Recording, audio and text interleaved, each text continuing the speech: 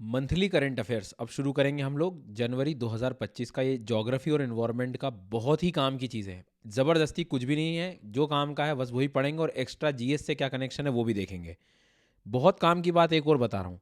अन academy ने आज से शुरू कर दिया है। जी हाँ, 1 फरवरी, 2 और 3 फरवरी 3 दिन तक आप रजिस्ट्रेशन कर सकते हो और 7 दिन का फ्री अन अकेडमी का सब्सक्रिप्शन, पूरा फ्री ट्रायल ले सकते हो। आप 7 दिन कंप्लीट यूपीएससी की तैयारी जो आप प्लस सब्सक्रिप्शन में लेते हो, वो 7 दिन फ्री ट्रायल शुरू हो गया है। लिंक नीचे मिल जाएगी आपको। इस वीडियो की भी लिंक नीचे टेलीग्राम में आपको मिल जाएगी। साथ में मैंने हर मंथ का प्लेसेस इन न्यूज़ बनाना शुरू कर दिया है, तो वो प्लेसेस वाला वीडियो भी नीचे आपको मिल जाएगा। वो ऑलरेडी 2-3 दिन पहले आ चुका है। शॉर्ट सेक्शन में जाके आप जो मैपिंग सीरीज है वो भी देख सकते हैं। भाई साहब, पूरा एक्सेस है 7 दिन का कंप्लीट। और 1 2 3 3 दिन में से कभी भी आप रजिस्टर कर लो, नीचे लिंक है, उसी से करना, उसी से चालू होगा। ठीक है। पहला current affair, first current affair ये कहता है कि आपको पता था इस बार तिब्बत में भूकंप आया, तो भूकंप से संबंधित सारी चीज़ें हम लोग को ठीक से कवर करनी पड़ेगी। अब भूकंप पहले हम देख लेते हैं कि कहाँ पर आया।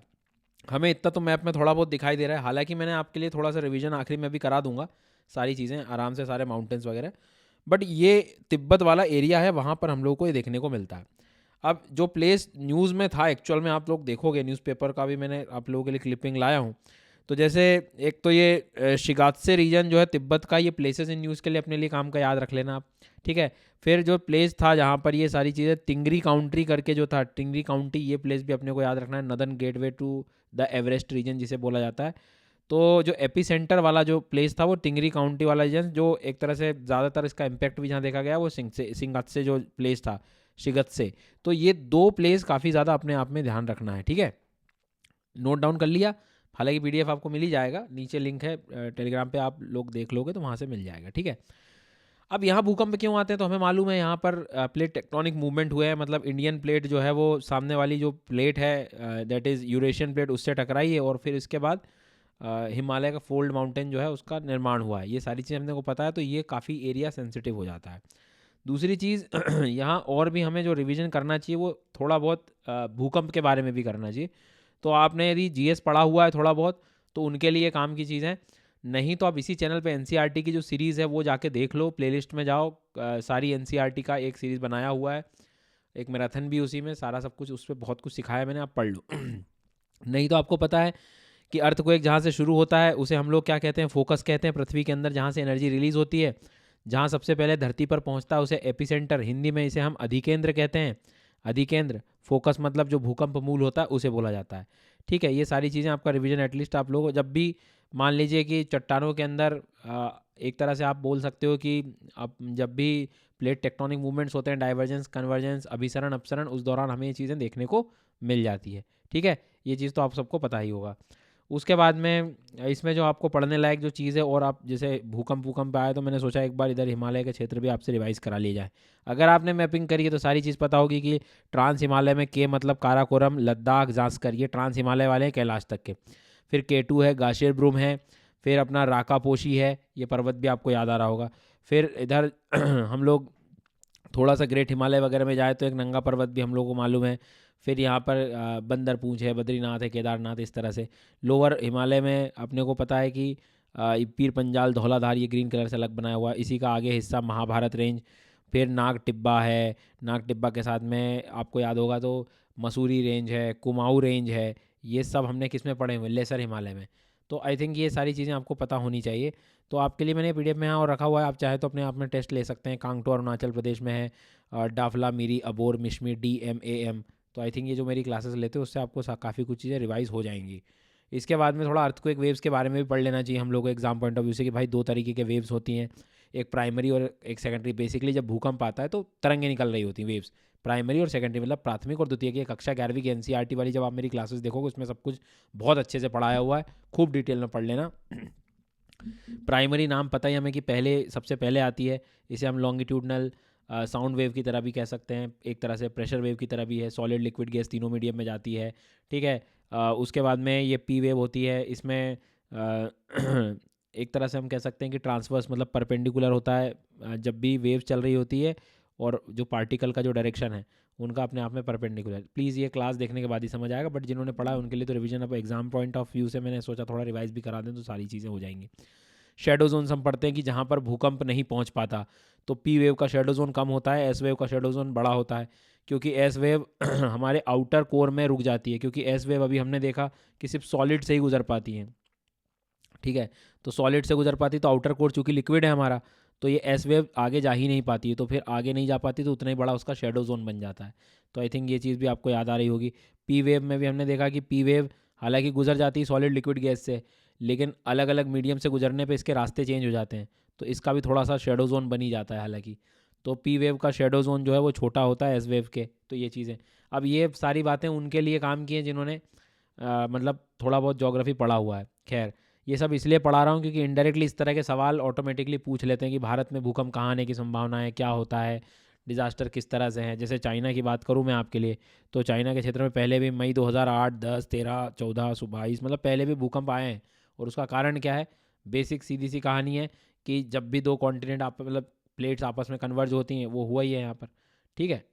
ये ट्रायल का जो बताया वो कर ही लेना आप लोग, फ्री ट्रायल, ठीक है। अच्छा, आगे बढ़ते हैं। अगला क्या कह रहा है न्यूज़ कि नई स्टडी ये बताती है कि जो निकोबारीज जो हैं, निकोबारीज सॉरी, जो ट्राइब्स हैं उनको लेकर, कम्युनिटी को लेकर जो है थोड़ी सी रिसर्च वगैरह आई थी। तो साइंटिस्ट बिलीव दैट कि Austro Asiatic ancestors of Nicobari community migrated to the island लगभग 11,000 साल पहले आए थे। The new study correct this impression by taking closer look at DNA showing that arrived around 5,000 years ago. लोग पहले कहते थे कि काफ़ी समय पहले आए थे, लेकिन अब ये जो आया है कि भाई 5,000 साल पहले आए हैं, ये थोड़ा सा। तो अंडमान निकोबार की थोड़ी ट्राइब्स हमें पहले पता होनी चाहिए। तो चूंकि हमको पता है कि अंडमान अलग आइलैंड है और निकोबार दो आइलैंड्स हैं मेन, मतलब दो ग्रुप्स हैं। तो अंडमान में हम लोग देखेंगे तो अंडमानीज़ हैं, ओंजेस है, जरावाज और सेंटिलीज़, ये 4 ट्राइब्स हैं। नीचे आप जाओगे तो शोम्पेन और निकोबारीज आपको वहाँ मिल जाएगी। अब इनके भी ग्रुप है, जैसे नेग्रिटो ग्रुप जो अफ्रीका, तो इनमें अफ्रीका से जो आए हैं, मतलब अफ्रीका ओरिजिन जिसको आप कह सकते हो। मंगोलॉइड मतलब जो मंगोलियन रीजन वगैरह, उन रीजन से जिनका मतलब एथनिक ग्रुप है। तो ये हम कह सकते हैं ये अंडमान निकोबार की tribes, Andamanese, Onges, जराबा, सेंटिलीज, Shompen, Nicobarese, ये अपने को याद रखना चाहिए। अब थोड़ा सा अंडमान निकोबार का भी तुम्हें एक आइडिया दे देता हूँ। सबसे पहले हमें पता होना चाहिए कि दो ग्रुप हैं, एक अंडमान और एक निकोबार। कभी भी आप मैप देखोगे तो भारत की साइड में, तो सबसे ऊपर क्या है हमारा? North Andaman, north Andaman. फिर है मिडिल अंडमान, फिर है बीच वाला, मतलब ऊपर वाला नॉर्थ अंडमान हो गया, फिर मिडिल अंडमान हो गया, फिर साउथ अंडमान हो गया, फिर लिटिल अंडमान। मतलब अंडमान में भी 4 मेजर ग्रुप्स हैं। नॉर्थ ऊपर वाला, बीच का मिडल, नीचे का साउथ, ठीक है, नीचे वाला साउथ, और नीचे आ जाओगे तो लिटिल। फिर ये अंडमान हो गया यहाँ तक। तो मतलब अंडमान किस में होगा? नॉर्थ, मिडिल और साउथ और लिटिल। और उसके बाद में और नीचे आओगे आप, तो फिर नीचे साउथ में आने के बाद में कार निकोबार है। ये सी का मतलब होता है कार निकोबार, एल मतलब लिटिल निकोबार और जी मतलब ग्रेट निकोबार। अब बचपन से पढ़ा है तुमने अंडमान और निकोबार किससे अलग हुआ है, तो आपको पता है कौन सी चैनल है? 10 डिग्री चैनल। चैनल मतलब यहाँ पानी की जो जगह होती है निकलने के लिए, ठीक है। वाटर का जो सरफेस होता है, मतलब पानी की, जैसे स्ट्रेट्स कैसी होती है, जल संधियाँ कैसे होती हैं, वैसे वाटर बॉडी की तरह एक मान लीजिए। फिर 10 डिग्री चैनल बोलते समय हम बोल तो देते हैं कि अंडमान और निकोबार में है, लेकिन आपको इसकी मदद से समझ में जाएगा कि सर ये लिटिल अंडमान के बीच में है और कार निकोबार के बीच में है, ठीक है। तो अंडमान निकोबार के बीच में तो है ही, लेकिन ये इसके बारे में, तो ये थोड़ा सा अपने को नॉलेज इसके बारे में भी पता होना चाहिए, ठीक है। और इसके बाद आप लोगों के लिए एक डंकन पैसेज भी क्वेश्चन आ सकता है। तो आपको याद रखना है कि साउथ अंडमान के बीच में डंकन पैसेज जो है वो कहाँ है? साउथ अंडमान और लिटिल अंडमान के बीच में है। डंकन पैसेज किसके बीच में? साउथ अंडमान और लिटिल अंडमान के बीच में रहेगा, ठीक है। तो अंडमान के भी 4 हिस्से कर दिए, नॉर्थ, मिडिल, साउथ और लिटिल, और नीचे कार, लिटिल, ग्रेट निकोबार वाले अलग हो गए। हालांकि एक सैडल पीक आपको पता है यहाँ पे ऊपर है नॉर्थ अंडमान में, ये पूरा अंडमान निकोबार का सबसे ऊंचा पर्वत है। मिडिल अंडमान में दियावालो पर्वत फेमस है। कोयोब पर्वत आपको नीचे साउथ अंडमान में दिखाई देता है। जी हाँ, ग्रेट निकोबार का एक थ्यूलर, ये भी एक अच्छा फेमस माउंटेन है, इसको भी आप रिवाइज कर सकते हैं। कैसा लग रहा है? मज़ा लग रहा है? तो बहुत बढ़िया, अच्छी बात है। तो फिर कमेंट कर दो यार ज़रा रुक के। ग्रीन को लैंड को लेकर काफ़ी न्यूज़ में रहा है जब से ट्रम्प साहब आए हैं, क्योंकि ट्रम्प साहब चाहते हैं कि हमको ग्रीनलैंड दे दो गाइस अब। तो ग्रीनलैंड को लेकर काफ़ी कुछ चर्चा है न्यूज़ में। अब देखो, ग्रीनलैंड इसलिए भी क्योंकि अभी तक बर्फ़ से ढका हुआ था, अब थोड़े मिनरल वगैरह एक्सप्लोर होने लगे हैं यहाँ पे, तो थोड़ी सी सबको जो है अपनी अपनी इच्छा होती है कि कुछ ना कुछ मिले। तो ग्रीनलैंड सबसे पहले तो अपने को पता होना चाहिए ये वर्ल्ड मैप में कहाँ मिलेगा, तो तुमको दिख रहा होगा नॉर्थ अमेरिका के पड़ोस में इधर। हालांकि ये है किसका, डेनमार्क के अंतर्गत आता है अभी, है ना, मतलब यूरोप वाला। तो सबसे बड़ा आइलैंड हम लोग इसको मानते हैं। एनर्जी रिसोर्स में भी काफ़ी बहुत ही ज़्यादा आगे है, सारी चीज़ें अपने को पता है। सबसे बड़ी बात क्या है, यहाँ रेयर अर्थ मिनरल्स मिलते हैं, जो कि आज के टाइम पे टेलीकम्युनिकेशन, ईवी इलेक्ट्रिक व्हीकल्स वगैरह में, और जो मिसाइल्स हो गई, एरोनॉटिकल इंडस्ट्रीज़ हो गई, अलग अलग जगह पे बड़ी बड़ी इंडस्ट्रीज़ में ऐसे मिनरल्स का यूज़ होता है। और यहाँ पे इनको जो है बड़ी मात्रा में मिल रहा है। तो ट्रम्प साहब की इच्छा है कि ये इसको जो है हम घेर लें। दूसरी चीज़, ऑयल भी है, नेचुरल गैस है। इसके बाद हम ये बात कहें तो मतलब कुछ बड़े प्लेसेस जैसे ऑलरेडी यूएस, मतलब यहाँ उसका एयर बेस है, जैसे पितुफिक, पितुफिक प्लेस न्यूज़ में आया था, ये भी पढ़ लेना। और थूले जिसे हम कहते हैं, तो पितुफिक और थूले कोई बोले तो ये ग्रीनलैंड में है। यूएस के बेस हैं ये, ठीक है, यूएसए का बेस है, मिलिट्री बेस एक तरह से कह सकते हो। ये तो इसका मेन प्लेस हो गया सर, ठीक है। तो इस चीज़ को जो है थोड़ा सा ध्यान रखना। हालांकि आप पूछें यदि कि भाई ज़रूरत क्या है, तो सीधी सी बात है, एक तो शिपिंग रूट्स। अगर आप दुनिया में देखोगे ग्रीनलैंड यहाँ है, अगर ये अपने पास कब्जे में आ जाता है यूएसए के, तो उसके नए शिपिंग रूट्स क्रिएट हो जाएंगे, ठीक है, क्योंकि आगे जाके ग्लेशियर मेल्ट हो ही रहा है, और फिर नए सी रूट्स बनेंगे, चाइना अलग लगा हुआ है उधर। तो और क्रिटिकल मिनरल्स ऑलरेडी हैं, तो बड़ी एस्पिरेशन, ऐसा नहीं है। अच्छा, हिस्ट्री में जाओगे वर्ल्ड वॉर 2 के टाइम यूएस ने, मतलब वर्ल्ड वॉर के दौरान भी यूएस ने कोशिश करी थी कि भाई हमें ये मिल जाए। तो ऐसे अपने आप में काफ़ी एस्पिरेशंस रहे हैं इनके। तो इसको लेकर ये चर्चा में था, इसलिए 3 चीज़ें याद रखना, एक तो नुक, एक पितोफिक और एक थुले, ये काम के हैं, ठीक है। इधर पड़ोस में बैफिन वे है, डेविस की जल संधि, ऊपर नेयर की जल संधि है। ये सब वर्ल्ड मैप में ऑलरेडी मैं पढ़ा चुका हूँ आप लोगों को। एक मैकिनली जो पर्वत है, माउंट मैकिनली, याद रखना, देनाली पर्वत बोलते हैं जिसे हम नॉर्थ अमेरिका में। तो ये न्यूज़ में था कि भैया ऑर्डर सा निकला है कि भैया हमारे, देखो पहले तो आप जाओ नॉर्थ अमेरिका में, अच्छा ये इसमें भी जाते नहीं बन रहा हो जैसे मान लो, तो तुम पहले जाओ वर्ल्ड मैप में, ठीक है। वर्ल्ड मैप में नॉर्थ अमेरिका पता है ना अपने को, अलास्का पता है ऊपर, जी सर। तो ये जो बता रहा था मैं, यहाँ ये यूनाइटेड स्टेट्स का ही तो है ये। तो अलास्का में आप जब जाओगे तो अलास्का में आपको एक पर्वत मिलता है जो कि पूरे उत्तर अमेरिका का सबसे ऊंचा पर्वत है, जिसका नाम देनाली था। तो अब बात हो रही है कि भैया नॉर्थ अमेरिका का ये जो हाईएस्ट पीक है देनाली, इसको एक काम करो, इसको आप मैकिनले नाम वापस रख दो।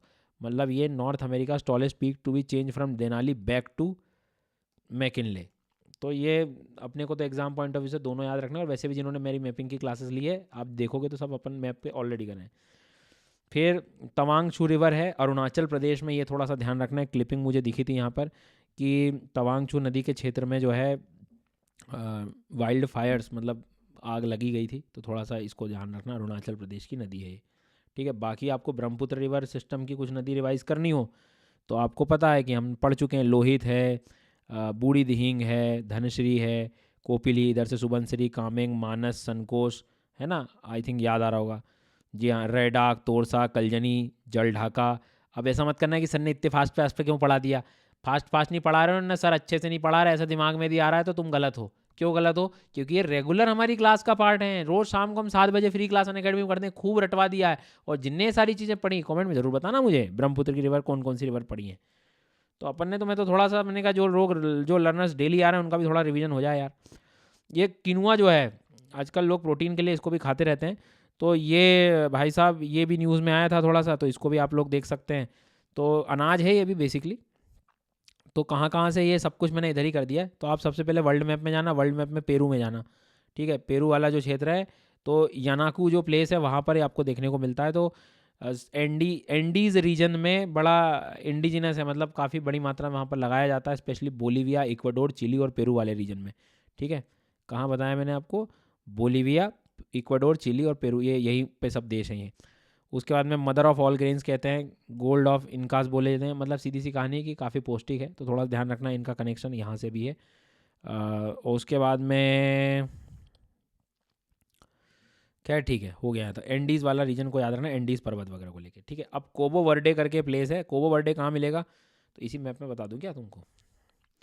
तो अपने को जाना पड़ेगा यहाँ कहीं, इस जगह पे, यहाँ पर इस जगह पे, ठीक है, मार्कर दिख रहा है मेरा, तो वहाँ पे मिलेगा। अब ये कोबो वर्डे का क्या लोकेशन है भाई साहब, तो सबसे बड़ी चीज़ ये है कि यहाँ पर वर्ल्ड बैंक की जो नई रिपोर्ट आई थी, उनका मानना था कि बहुत ज़्यादा पैसा अब खर्च करना पड़ेगा इन लोगों को यहाँ पर, बोले क्लाइमेट चेंज की समस्याओं को सॉल्व करने के लिए, तो थोड़ा सा याद रखना। अगला है धनौरी वेटलैंड। धनौरी वेटलैंड मैंने मैप में जानबूझ के नहीं बनाया, क्योंकि ये पता है कि भैया ये तो जो है ग्रेटर नोएडा, गौतम बुद्धा नगर में आपको देखने को मिलेगा। ग्रेटर नोएडा की बात हो रही है ये, और ये तो मतलब पता होगा कहाँ है अपने नॉर्थ इंडिया में। वल्नरेबल सारस क्रेन मिलता है यहाँ पर, तो वल्नरेबल क्रेन को भी याद रख सकते हो। सारस crane, not Siberian crane. Siberian crane critically endangered होगा, ठीक है, ये भी ध्यान रखना। उसके बाद में मतलब मेरे हिसाब से एग्जाम पॉइंट ऑफ व्यू से आपको ये चीज़ें पता होनी चाहिए कि भैया कौन सा क्या है जो है, मतलब एक तरह से हम कहें तो क्रिटिकली इंडेंजर्ड। तो साइबेरियन जो बाहर का ऐसे मान लो है ना, साइबेरिया का जो ऐसे याद कर लो, तो वो क्रिटिकली इंडेंजर्ड है, और ये जो है वल्नरेबल की ओर है। वल्नरेबल और क्रिटिकल इंडेंजर्ड में अंतर क्या है? वल्नरेबल जो मतलब संकटग्रस्त है, मतलब संकट संवेदनशील है, और जो क्रिटिकली मतलब वो अत्यंत संकटग्रस्त है, ठीक है। कुछ नहीं है, एनजीटी ने उत्तर प्रदेश सरकार को बताया था कि आप जो है धनौरी जो वाटर बॉडी है, जी हाँ, तो उसको लेकर ये काफ़ी ज़्यादा न्यूज़ में था। तो कई बार क्या होता है इसी मतलब ऑर्डर वगैरह को लेकर भी न्यूज़ में आ जाती हैं चीज़ें, लेकिन उसके अंदर कहाँ है क्या है तो थोड़ा सा अपने को पता हो। जी हाँ। To place on record in 4 weeks the status of notifying the Dhanauri water body as a wetland. तुमने वेटलैंड बनाओ इसको, नहीं तो फिर क्या है, ध्यान नहीं दोगे तुम इसको, वैसे ही ख़राब कर दोगे। तो वेटलैंड के, क्योंकि जब तक हम वेटलैंड नहीं मानेंगे उसको, उतना उसका ध्यान ही नहीं दे पाएंगे हम लोग। तो धनौरी को काफ़ी मतलब समस्या में है, सीधी बात ये है। नागरहोल टाइगर रिजर्व जल्दी से पढ़ लो भैया। नागरहोल, नागरहोल, नागरहोल पता है अपने को, नीलगिरी का पार्ट होता है, कर्नाटक में जाते हैं। नागरहोल है, बांदीपुर है ना, तो नीलगिरी का हिस्सा, ये तो पता ही है अपने को। जी सर। तो पार्ट ऑफ बायोस्फीयर है, नीलगिरी बायोस्फीयर रिजर्व का हिस्सा है, ये चीज़ पता हो आपको। फिर एक कॉर्स फ्लावर था, इंडेंजर्ड है। ये ऑस्ट्रेलिया सिडनी में काफ़ी समय के बाद first time in a decade मतलब खिलता हुआ दिखाई दिया, और काफ़ी स्मेल इसकी अपने आप में बुरी सी है। Dimethyl trisulphide isovaleric acid आपको देखने को मिलता है इसमें, तकलीफ ज़्यादा है। हालांकि ये इंडोनेशिया वगैरह के क्षेत्र में कॉमनली देखने को मिल सकता है। तो लार्जेस्ट फ्लावरिंग स्ट्रक्चर ऑफ कह सकते हो आप, 3 मीटर ऊंचा जो है ग्राउंड से लगता है, और स्मेल इसकी आप समझ ही गए। फिर कभी कभी किलर वेल्स भी जिसे बोला जाता है, ऑर्कस। अब ये बस इसलिए लाया हूँ मैं तुम्हारे लिए कि ऑर्कस क्या होता है, तो ये किलर वेल्स की तरह है। तो इस चीज़ों को जो है थोड़ा सा ध्यान रखना। ये थोड़ा सा इसका मिमिक्री देखी गई है कि इसका ऑडियो ये देखता है कि ये ह्यूमंस की तरह थोड़े से शब्द इसके मैच कर जाते हैं। लगभग हर ओशन में देखने को मिलता है अपने को। और ये शब्दों को भी याद थोड़ा सा याद रखना। डेल्फिनिडे फैमिली से संबंध रखता है। जी हाँ, मतलब और आप कह सकते हो कि डॉल्फिन जिसे हम कह सकते हैं। तो इस बात को थोड़ा सा जो है याद रखना। इसे हम वॉल्स ऑफ द सी भी कहते हैं, किलर वेल भी कहते हैं, ऑर्सा भी कहते हैं। तो अलग अलग नाम है। ओशियन का ये टॉप प्रेडेटर है, खाने वाला है सीधा। तो इस चीज़ को जो है थोड़ा सा ध्यान रखना, ठीक है। उसके बाद स्नैक्स को लेकर भी काफ़ी चर्चाएं थी इस बार। तो लगभग लगभग 300 स्पीशीज़ अपने स्नैक्स की भारत में मिलती है, और 60 स्पीशीज़ उसमें से भी पॉइजनस है। हमारे पास जो 4 स्पीशीज़ का एंटी वेनम अवेलेबल है वो है Indian cobra, common krait, Russell viper, so scaled viper वगैरह। तो इसका आप क्वेश्चन पूछ सकता है कि इनमें से हमारे पास एंटी वेनम किसका है, ठीक है। उसके बाद में पॉलीवेलेंट एंटी वेनम्स जो होते हैं वो हॉर्स की एंटीबॉडीज़ वगैरह से बन रहे होते हैं। तो इसका भी थोड़ा सा कनेक्शन आप लोग याद रखना। जी सर। उसके बाद में भारत में तमिलनाडु में जो इरुलर ट्राइब है, ये बड़ी प्रसिद्ध है। लगभग 80% भारत का एंटी स्नेक वेनम वहीं से आता है, ठीक है। और एक तरह से आप मान सकते हो उनका ट्रेडिशनल नॉलेज काफ़ी अच्छा है। तो इस चीज़ों को भी थोड़ा ध्यान रखना। वाटर हाइकनिथ पढ़ाने की आवश्यकता है नहीं, कारण क्योंकि मैंने प्लेसेस इन न्यूज़ वाली वीडियो में इसको पढ़ाया भी था। आप लोगों को अफ्रीका में जाना पड़ेगा, और वहाँ पर लेक जो केनिया में जो लेक नेवासा है, वहाँ पे वो जलकुंभी पानी में पूरे जो है ऐसी वनस्पति आ गई है कि पूरा जो है लेक जो है पूरा डिस्टर्ब हो गया है। ओवर, जिसको हम कहते हैं कि ओवर क्राउडेड हो गया वो वनस्पतियों से। एक सनफिश है, सनफिश को भी याद रखना। One of the largest bony fish बोला जाता है, जिसे हम लोग वर्ल्ड की कह सकते हैं। और 300 मिलियन से भी ज़्यादा अंडे दे सकती है सर ये, मतलब बहुत ज़्यादा ही हो गया ये तो। सनफिश देख लो गाइस। फिर इंडियन ग्रे वुल्फ, वुल्फ से संबंधित वाइल्ड लाइफ सेंचुरी, ये भी प्लेसेस इन न्यूज़ में पड़ा है। बनकपुर जो कर्नाटक में आपको देखने को मिलता है, बंकापुर सॉरी। तो ये वाइल्ड लाइफ सेंचुरी कोप्पल वगैरह के रीजन में जो कर्नाटक में, वहाँ पर हम लोग देख सकते हैं। उसके बाद में मतलब मैंने उस दिन भी बताया था कि किसी पर्टिकुलर स्पीशीज़ से रिलेटेड वर्ल्ड मतलब वाइल्ड लाइफ सेंचुरीज आती है तो काफ़ी महत्वपूर्ण हो जाती है। पालास्केट ये हमको दिखाई दिया भैया हिमाचल प्रदेश के उन रीजन में, first photographic evidence of Pallas cat in Himachal Pradesh, native to Central Asia है सर। ये थोड़ा सा काम का याद रखना, न्यूज़पेपर की लाइन है।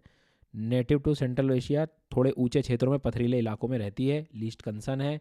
लेक बैकाल वगैरह के क्षेत्र में भी देखी गई थी, और अभी हिमाचल प्रदेश के क्षेत्रों में इसका जो है पार्ट हमें देखने को मिलता है।